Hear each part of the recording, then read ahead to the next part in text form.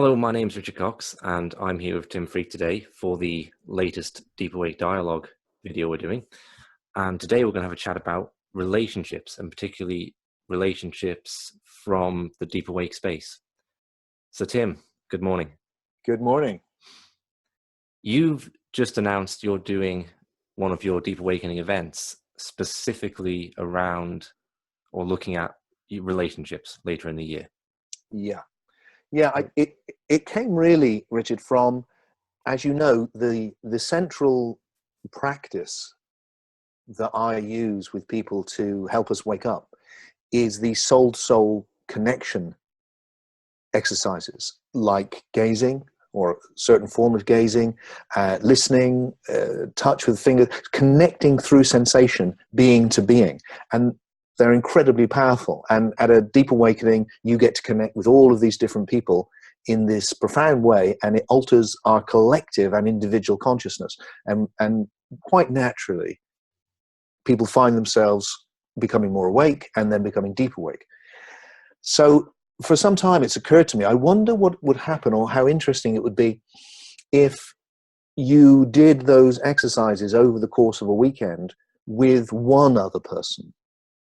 So rather than it being lots of different people, you went on that journey with the group, but also with the person specifically you came with, who you had a particular relationship with. So what I've done is said, look, for this Deep Awakening, if you come on your own, that's fine, and you will still get the chance to connect with a lot of the other people who will be there on their own.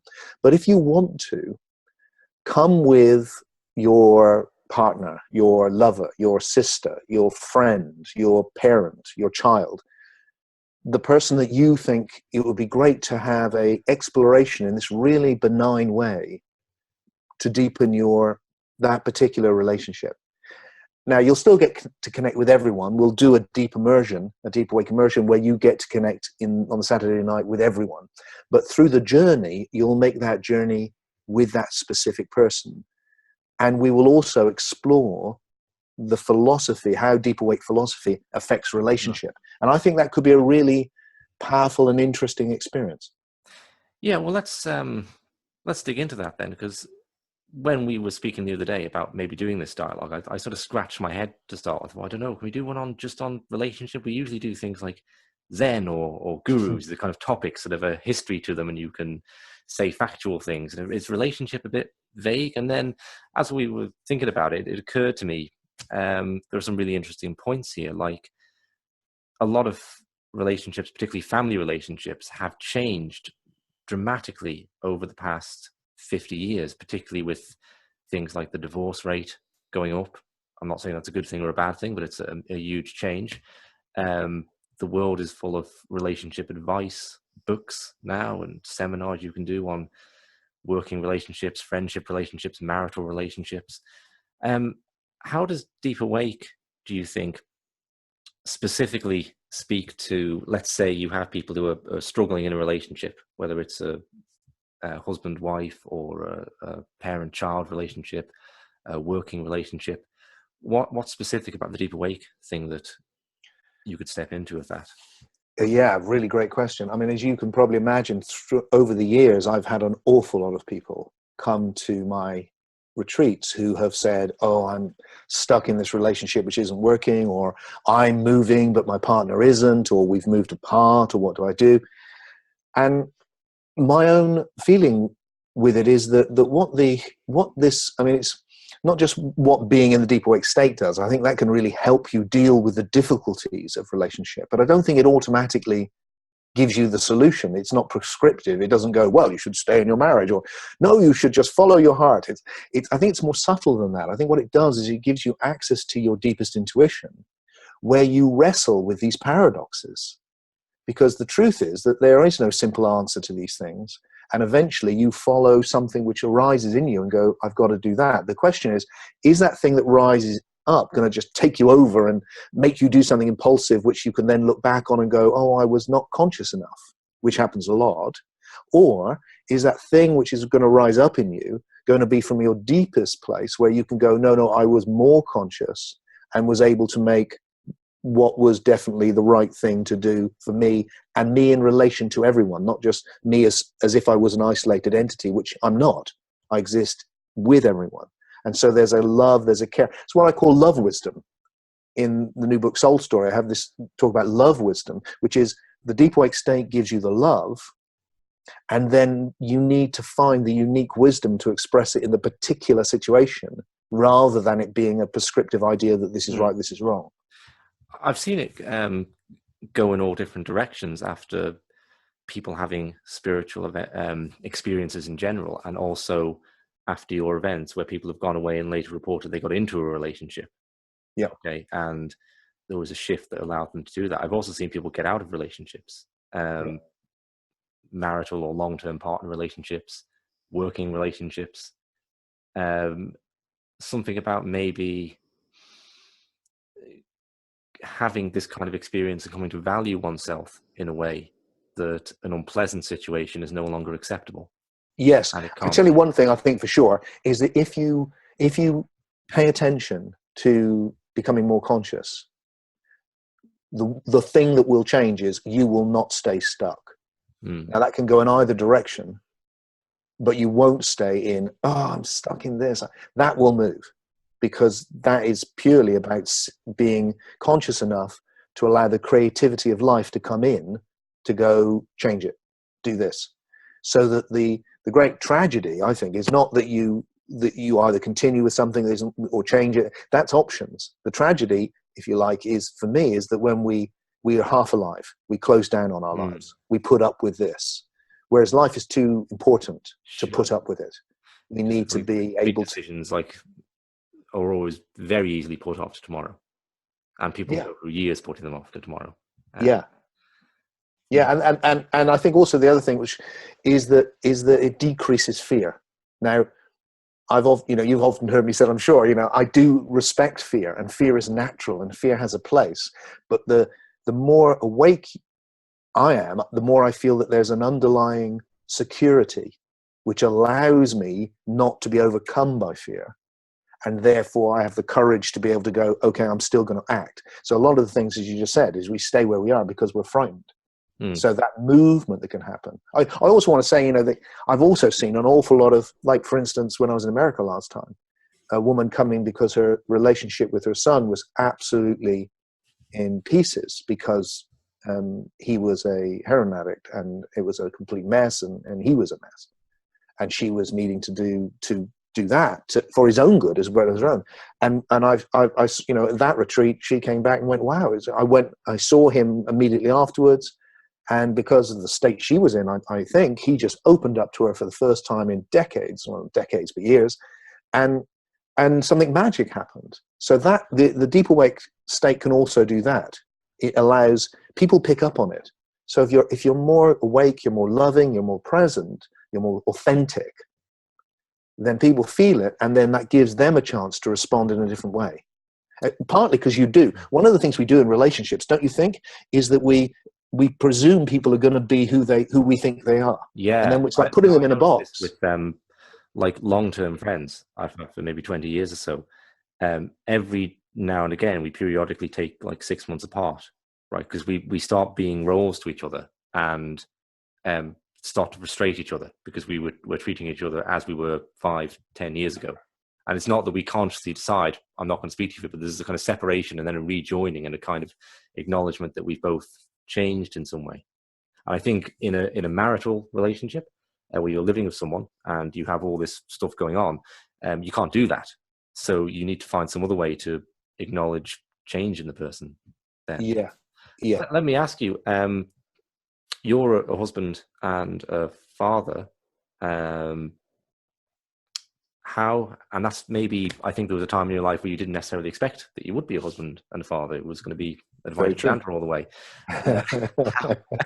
How do you find the deep awake comes into that for you with your wife? And also I think with, I'd be quite interested to hear about how it's affected you as a father with the way you've related to your children. Wow. In so many ways.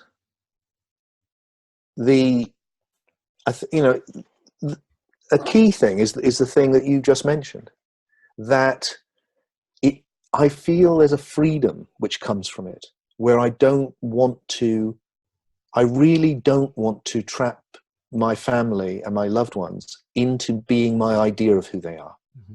And whilst, I make all sorts of errors, and as a father, I'm sure, and as a husband, one of the ones I don't think I do is to, because of the way that I've learned to perceive others, is I always remember that everyone is far more than they appear to be in this moment, and that there's a great depth, and people can just change and are suddenly free in any moment.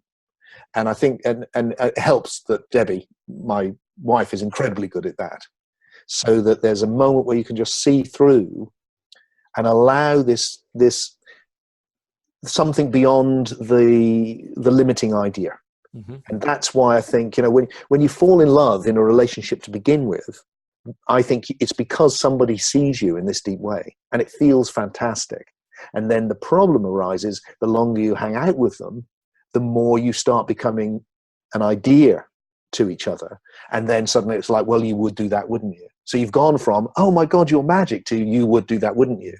And then the other person's making you feel like this. And then it's like the love goes. That feeling of expansive possibility goes. So what returning to the love in yourself does is it enables you to keep refreshing it in relationship. And of course, I mean, these are big relationships, but we're in relationship all the time. Yeah. With everyone, even strangers. We're in relationship with ourselves. I also wanted to ask, some of the hardest relationships to have are close relationships with someone who's engaging in very destructive behavior, like you were saying about the mother and the son who's a heroin addict. Yeah. One of my friends said to me one time about her children that I think through doing this kind of conscious approach to relating to people and parenting, she saw it as not her responsibility so much to protect her children and insulate them from the world and its dangers, as to make them able to engage fully with life and fully with its difficulties. So there's not the sense, given a sense of viewing the other as a conscious being also, and not, say, an object that I have to take care of. Have you encountered that? My own feeling, you won't be surprised, is paralogical. I feels like, well, it's both of those. Yeah. I'm immensely protective about my family. I feel a natural sense of responsibility that comes with that particular relationship. I'm responsible for my children in a way that I'm not responsible for other children, even though the care I would want to express might be the same.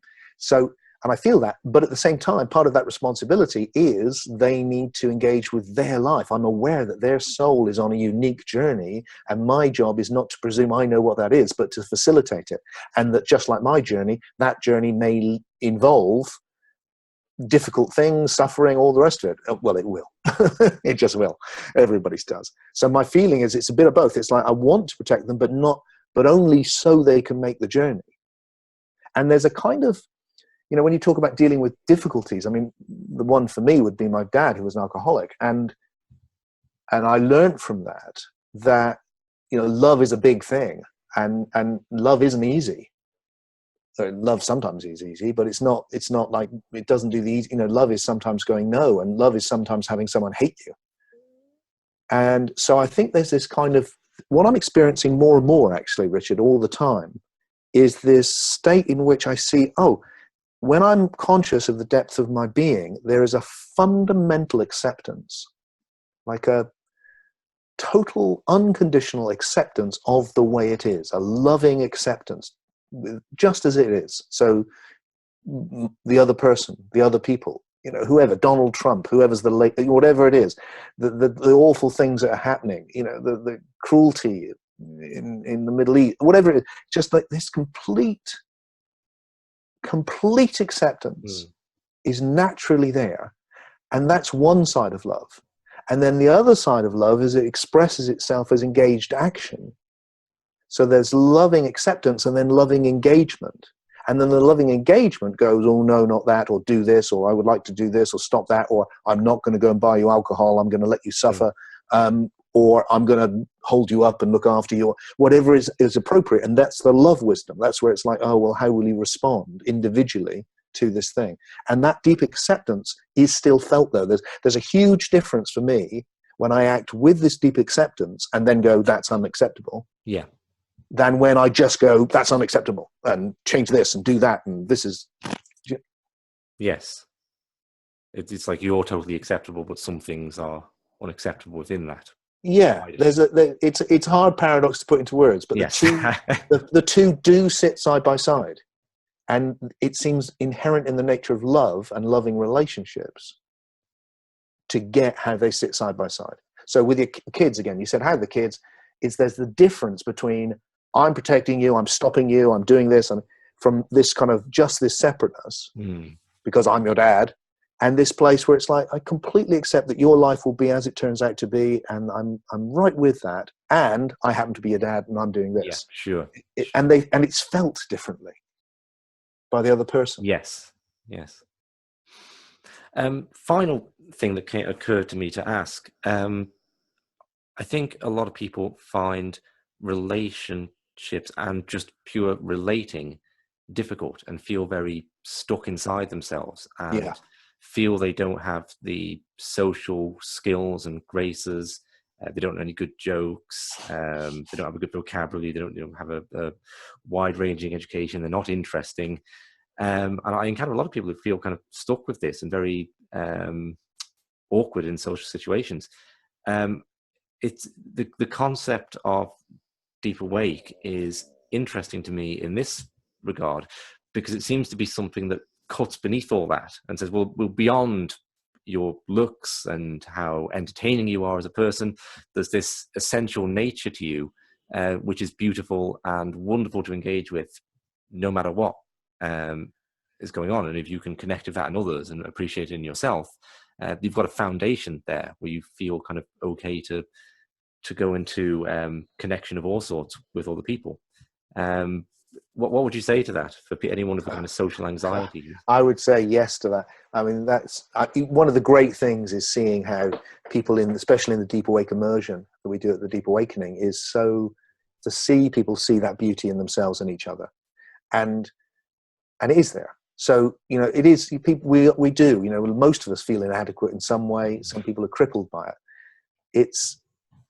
To me, it's like look. It's not about language. It's how you communicate with somebody else is not about what you say. It may be, I'm a words person, but not everyone is. And some people can say more with a smile than I could say with 1,000 words. And that the biggest thing we can offer to each other is to actually see each other. That's the biggest thing. And when someone actually sees you beyond the facade, beyond what you look like, what you sound like, your accent, your vocabulary, your education, when they see deep into the fact that you are a conscious being, when they see the depths of the soul, it's an extremely beautiful thing.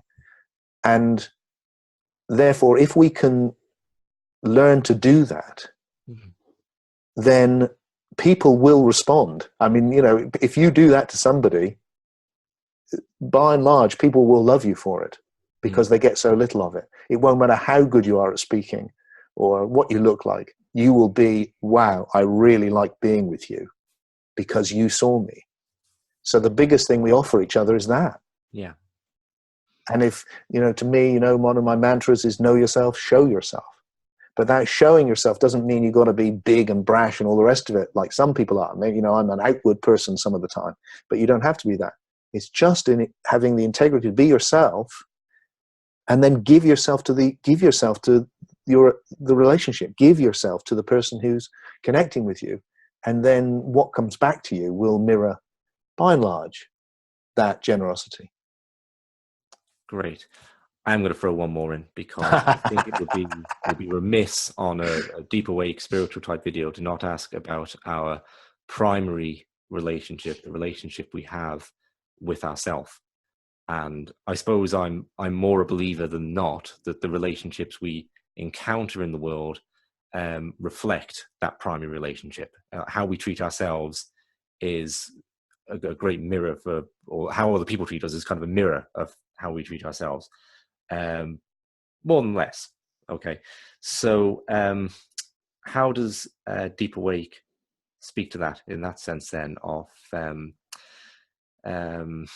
people who may be experiencing a kind of inner negativity towards themselves? Yeah, I mean, it's kind of linked to the last thing you said, really, isn't it? And not just oneself, but one's life.